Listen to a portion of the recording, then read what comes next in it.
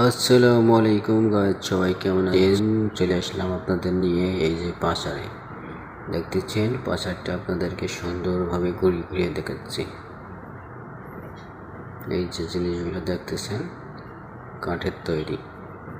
এই যে সেই রাসেল ফাইবার, সেই রাসেল ফাইবার দেখেছেন?